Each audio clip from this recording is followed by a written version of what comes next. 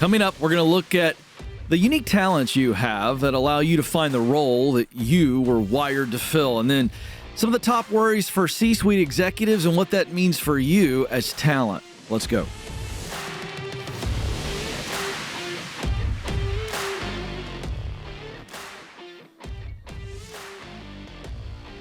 Welcome to the Ken Coleman Show, where we help you grow personally, advance professionally, and lead effectively.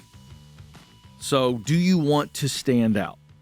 You want to stand out so that you can step up, move up the ladder? If you do, today's show is completely laser focused on you, those who want to move. Now, you may not want to move yet, but you want to move in the near future, and I want to help you.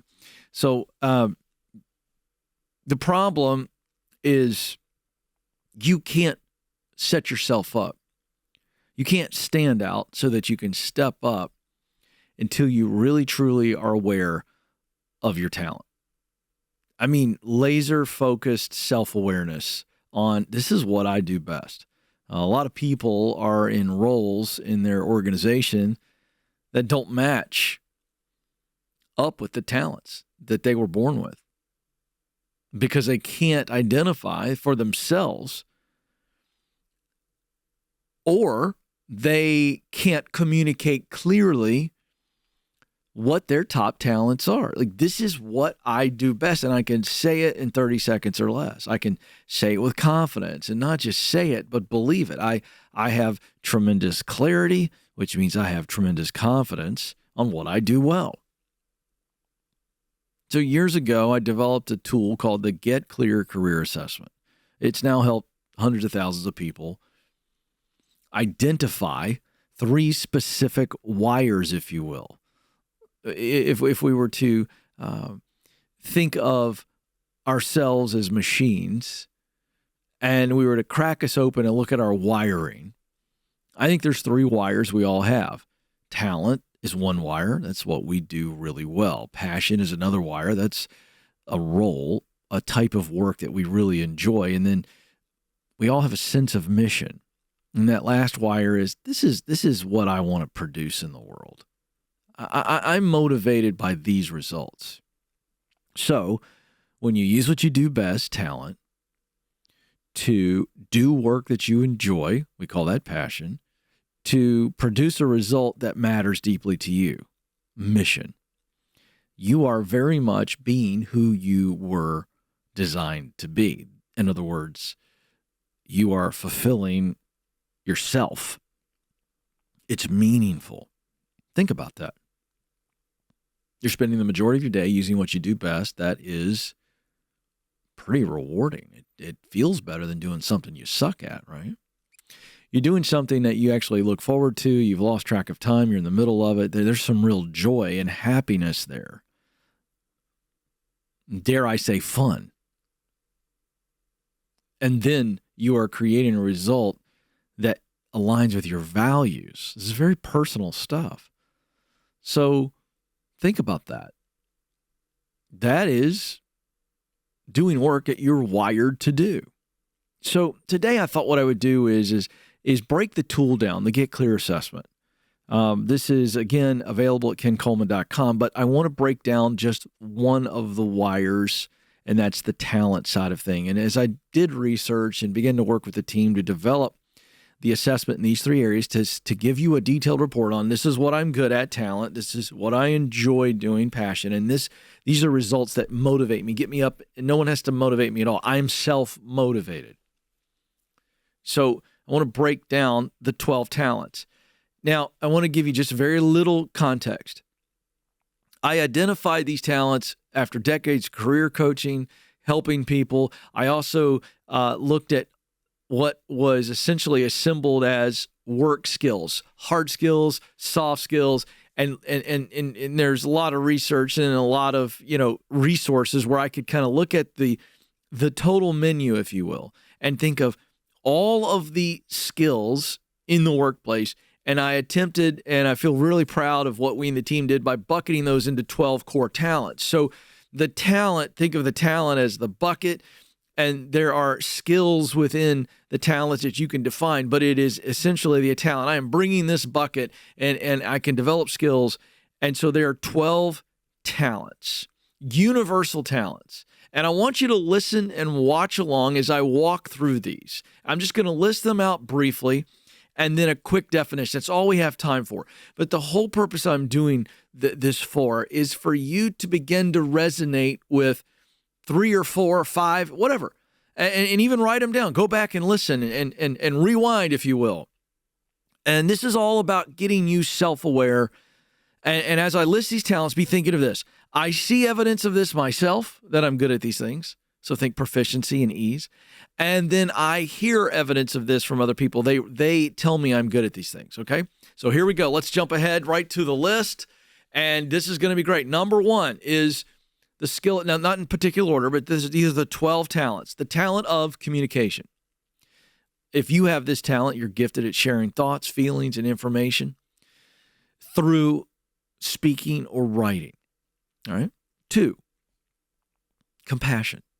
If you have this talent, you are naturally always scanning your universe, wherever you are, looking for opportunities to help other people in need.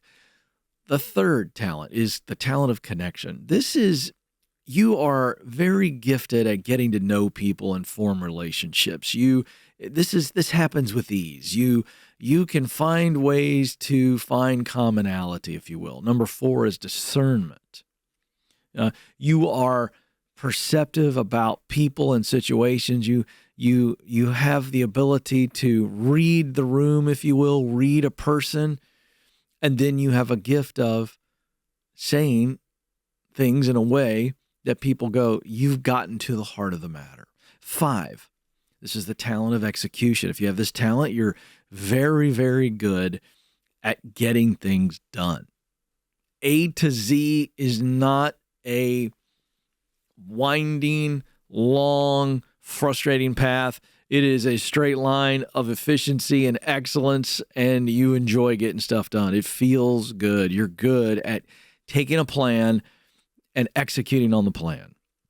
6 is the talent of imagination. You're skilled at coming up with new ideas, thinking about how to connect future possibilities with current realities, right? You got an idea, and then you're in the middle of that idea, it gives you another idea.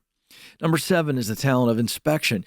You're highly observant with an unusual ability to understand the world around you, right? You just get it.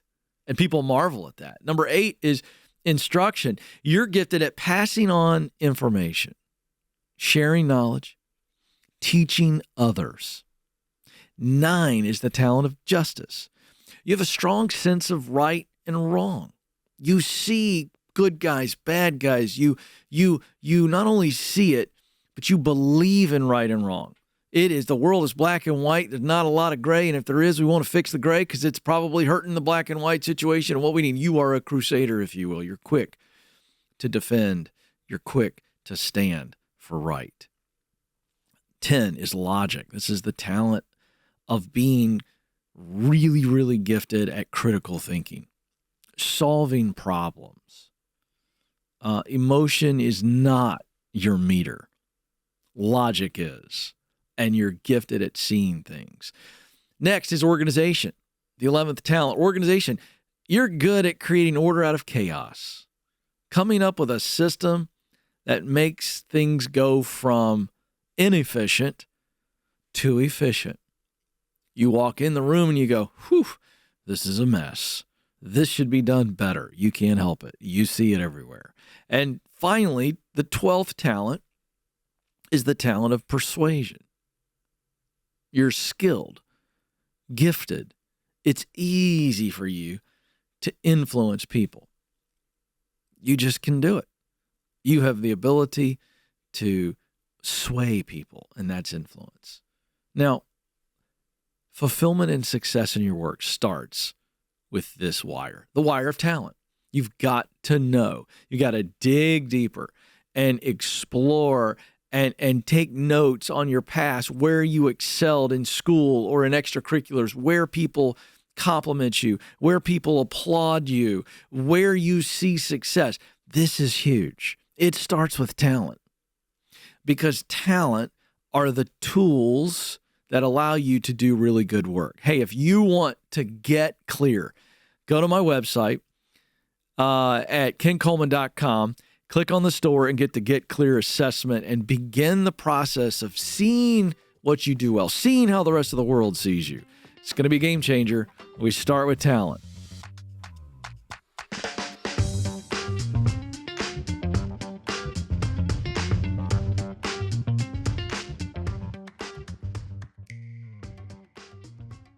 Hey folks, I want to tell you about one of our viewers, Nick. He was a high school chemistry teacher, not making enough for his wife to stay home with their kids like they wanted, and he needed a change. A friend told him about a tech job, and a few days later, Nick also heard about Bethel Tech and their full stack development program on this show. So he enrolled. He got in, he crushed it, he got hired before he even finished, and now, ready for this, makes $20,000 more with opportunities to make up to $150,000. So, what does your life look like a year from now if you were to move into tech? Will you bet on yourself like Nick did?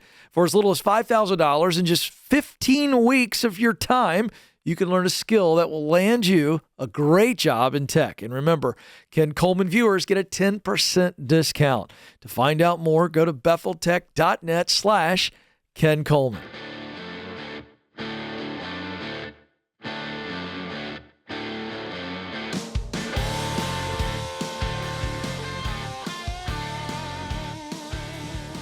Hey, how many of you out there are actively thinking, maybe actively trying to make some type of a move? We want to move out, or maybe we're trying to move up. If we're moving out, it's for the purposes of moving up. We want to make more money, right? We want to better our life. And I get that. I got some good news for you. I have been in that situation where you're trying to figure out what the next step is. It's intimidating. And we're trying to make the best decision. We're not being willy-nilly about this. And yet it can be it can be paralyzing because of that very desire to do it well. And so through this journey, I developed a 7-stage process that helped me. I looked back on it and saw what I did. So all that to say, I want to teach that to you. It's absolutely free. We're doing a webinar on Tuesday, March 19th at noon Eastern, 11 Central. So that's Tuesday, March 19th, noon Eastern, 11 Central. It's completely free, no strings attached here.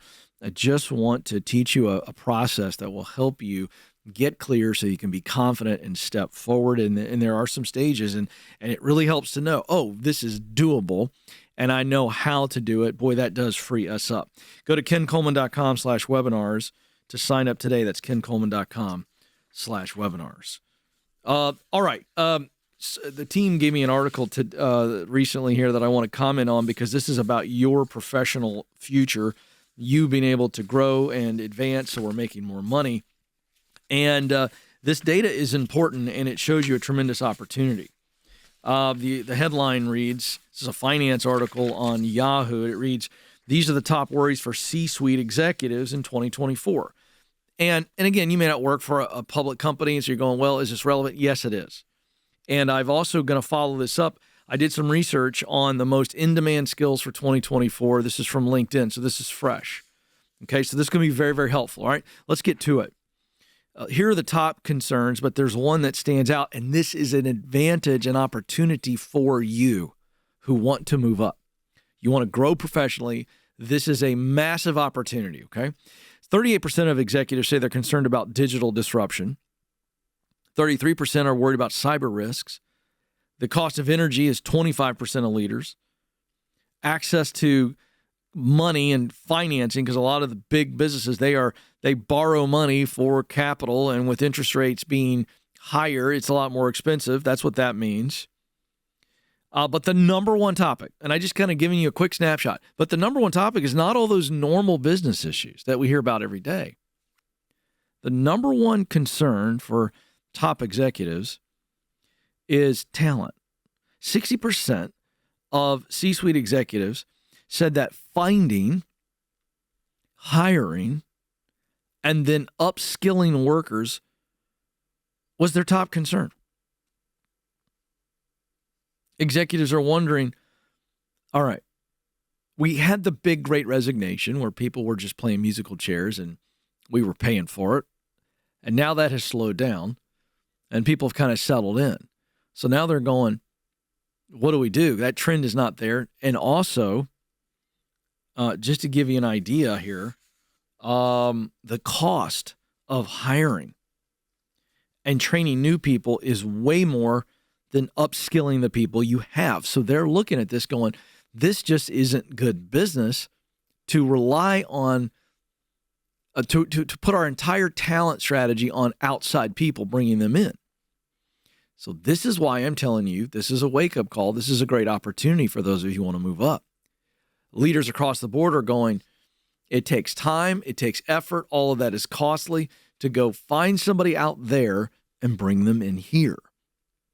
So I think this is going to be a great shift, because leaders are going to go, the best move is to look at my current team and say, where's the talent here that can be developed? And that's a much more efficient play. That's why this is a great opportunity. One of the people who ran the study said the takeaway is that leaders are feeling like we need to grow talent and get talent in the right areas.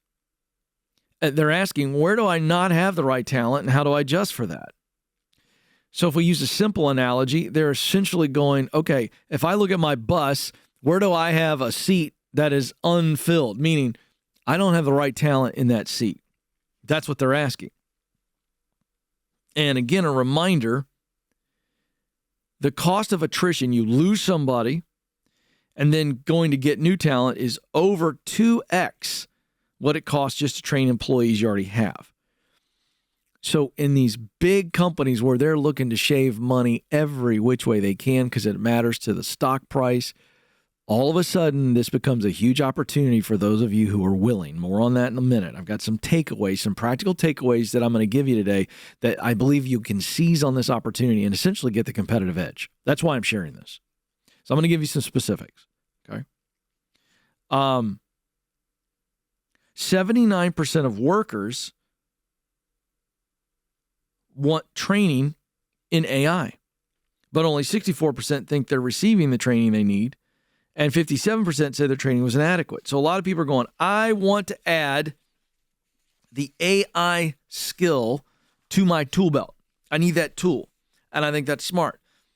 What I'm seeing in this article, just to pull it out, I saw it mentioned several times, is this: digital and technical skills.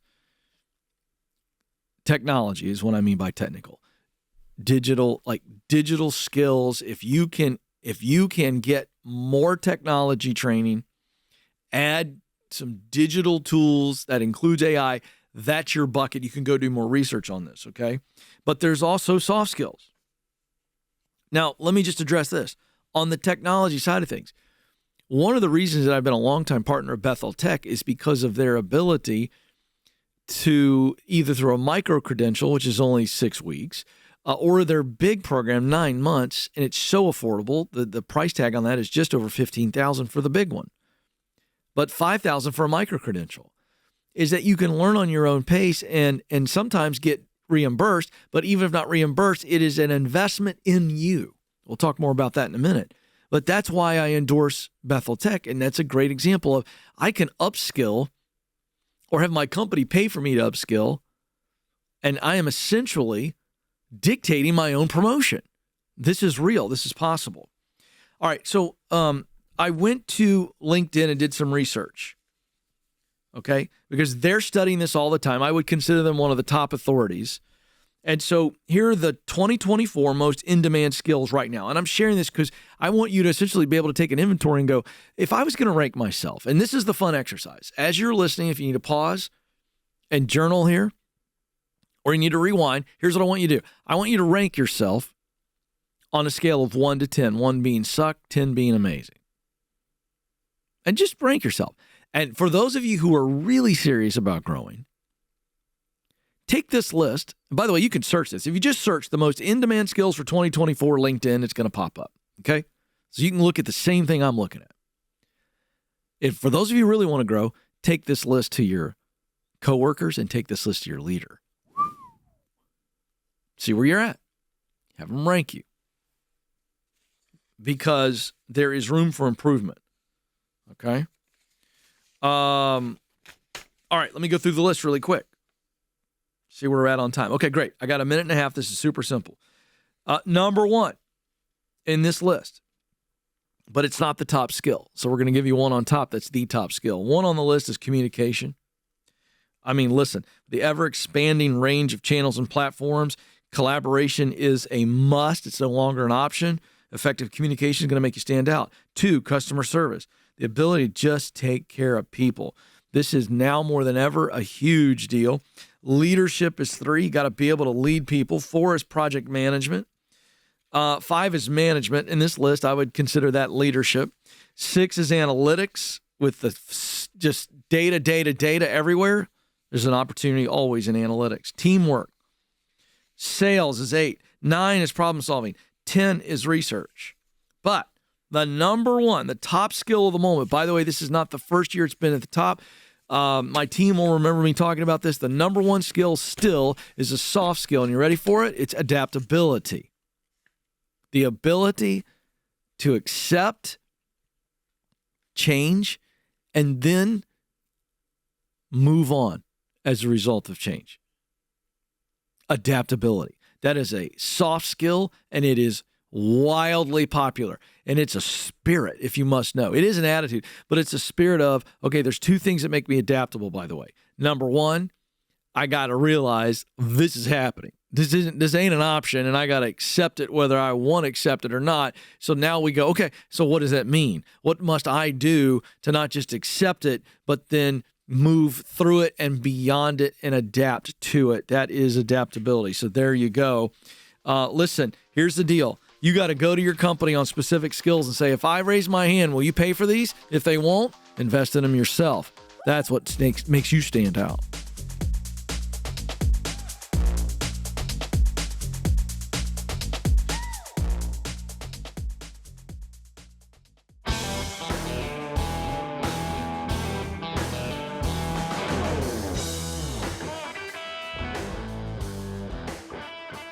Welcome back to the Ken Coleman Show. So excited you're with us. Hey, listen, if you want to learn more about yourself, you want to gain confidence for your professional growth, the Get Clear Career Assessment is absolutely a great tool.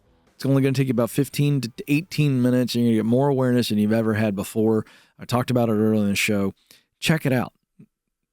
Take a shot. It is one of the easiest, most affordable investments you can make in your life, the Get Clear Assessment at kencoleman.com. Kelly is up in Charlotte, North Carolina. Kelly, how can I help? Hello, Ken. How are you doing today? I'm doing well. What's going on with you?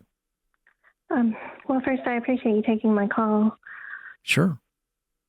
I'm calling because I'm no longer feeling excited about the role that I'm in, and I would just like to know your thoughts about whether I should stay and try to make the best of it, or if maybe it might be time to move on. Yeah. Well, let's start with the timeline. How long ago, and then what led to the loss of enthusiasm? And if it's a string of things, lay it out for me. Okay. I've been in the role about 2.5 years, and the person who brought me on board and trained me, she left after I'd been there about 6 months. Mm-hmm. So it just kind of gradually just gotten to be, more stressful, and I just don't have the same, support system with her, Mm-hmm. What's causing the additional stress? Well, we've just had to take on more responsibilities. We're just very short-staffed right now, and so we're just all trying to pick things up and keep everything going. And how would you describe the differences between the person who hired you and the person who's leading you now? Well, the person who hired me, she was great, very, supportive and understanding, and she answered all my questions. And right now our CFO is acting as our supervisor, but, of course, he's got a lot on his plate, and he does what he can. Mm-hmm. But I also have a coworker that I've,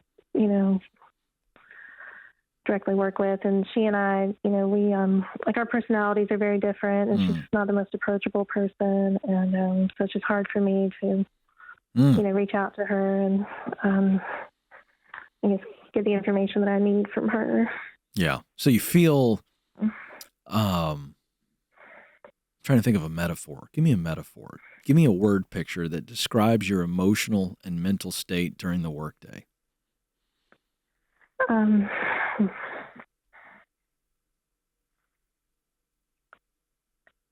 not sure. What's it feel like?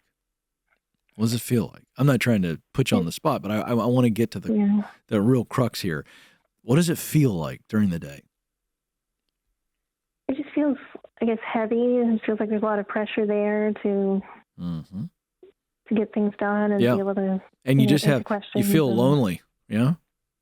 Lonely, yes. Because you feel like it's just me. It's like plates are falling off the wall. I can't catch them all. And if I yell and say, help, help, help, no one's coming. Right. Is that fair? I'd say that's fair. Yeah. But and the reason I'm diving into this part is it allows me to try to figure out what I'm going to tell you. When you ask me, should I stick it out? Right. What's your financial situation? Do you need your income right now? No, I have some money in savings, and I don't have a lot of expenses, so I'm very fortunate in that way. But are you single income? Yes, I'm single income. Okay, and what do you make right now? About $48,000. Okay, I'm not going to recommend that you leave because I don't think you're in that kind of dire straits. Am I right or am I wrong? No, I'm not in dire straits. I just What do you? Let's have fun here. We're not holding ourselves to this, but let's just go with the gut answer. How much longer can you stick it out before you think it becomes very negative and it affects you in a really bad way? Be realistic. How much longer can you keep doing this? Maybe another year. Okay, great. We don't need that kind of time, do we? Kelly, do we need a year to replace this current job? No, I don't think so. I don't think so either. So you called me today to ask me what? What's your real question behind the question? Re-ask it. What do you want me to answer? It's not should you stick it out. There's a deeper question. What's the question? I guess one question I have is what can I do to maybe improve things for myself? Like, is there any strategies I can... Yeah. So you would like to stay? Well... I don't think you can improve it. So that's why I'm asking that now. You kind of threw me. This is good. You're making me question what you're really digging into. Here's my point. I don't know that you can improve much here because you've got a CFO who's playing auxiliary leader or temporary leader and he's slammed. You said he's doing the best he can. He's not a bad guy. And you got you're understaffed. Not only is there a leader not in place, you're understaffed on top of that. You got a coworker who's about me, myself, and I, right? They're not interested in being a teammate. So, okay, go ahead. I'm sorry. I mean, she does, answer my questions, but, she's just always very, short with me. And, yeah, my point is this is not a great environment for you, and it's very stressful. Yeah. And so when you say, what can I do? If you called me to say, Ken, what can I do to make the current job better? I got bad news for you. I don't know that you can do a whole lot. Am I right? Right. You're right. There's, okay. So a lot of it's out of my control. So let me tell you what happens. Yeah. So when so much of it is out of my control, we are teetering on the edge of hopelessness. And that is a horrible place to be in. Yes? Yes. Yes, it is. Yeah. I don't like that. So I think this is a hold and look and then walk. So I'm holding. I'm gonna keep doing the best job I can. I'm not gonna be hopeless anymore because I know my exit is on the way. So I'm not hopeless. Now I'm like, you know what? I need this income. I'm gonna be grateful for the income, even though I got money saved. There's no reason to eat into that savings when I can do this. I said for 12 more months. I don't think we're gonna need anywhere near 12 months to replace this job. So that's what I mean by hold. Looking, you know exactly what I mean by looking. You've got some experience. You've got some skill. I think you've got some ideas about your future as well, correct? Yes, that's correct. What would you really want to do? If we tried something new tomorrow, what is it that you would want to try? Or do you know what you want to do? Well, I mean, this role was, me trying something new. So I don't know if I should go back to what I'm more familiar with or just kind of take another step, something new in a different direction. Let's grow. I want you moving in the direction that you would like to end up in 10 years, 5 years, 15. You pick the number. Does that make sense? Yes, it does. So what kind of work really gives you joy? I mean, I love working with numbers, with data. Perfect. Is this role data and numbers based now? It is, but it's also, there's also like a person component to it. And you would prefer to be less people and more numbers and processes and formulas. Let me crank out a report and lessen my interaction with people. Yes, I think that's more to my. Great. So so you got to do your homework. You know what you're looking for. You may not be able to tell me what the name of the title is right now, but that doesn't matter. You know what kind of work you would love to do. Yes or no? Yes, I do. You do. You just told me really well. So I'm going to give you my Get Clear career assessment. Have you taken it? No, I haven't. All right, you're going to take it, and it's going to validate this. So Christian's going to give you the link. I want you to take the assessment. I want you to really dive into the individual report plus the purpose statement. And then I'm also going to give you my book, The Proximity Principle, which is the ultimate guide to turning connections into opportunities. This is how we find the thing. This is how we validate. I like numbers. Is that analytics? Is it something else? And you know what I'm going to do? In the Charlotte, North Carolina area, I'm going to start meeting people. I've got a lot of friends and acquaintances, and I can find somebody who knows somebody that's in that field, and I'm going to have coffee with them and lunch. I'm going to learn everything about their role like I was doing a high school term paper. And then, Kelly, I'm going to come away and go, I know exactly what I want to do, and I know why I want to do it, and I'm wired for it. Does that make sense? Yes, it does. All right. Hang on the line. I got 2 gifts coming your way, the Get Clear assessment and the Proximity Principle. That's all anybody needs to get clear and then to create opportunities where people come to you and knock on your door, and you step onto that ladder and you keep stepping up. Thanks for the call, Kelly. I believe in you. This is The Ken Coleman Show. Thanks for listening to The Ken Coleman Show. For more, you can find the show on demand wherever you listen to podcasts and watch the show on YouTube. You can also find Ken across all social media by following @Ken Coleman.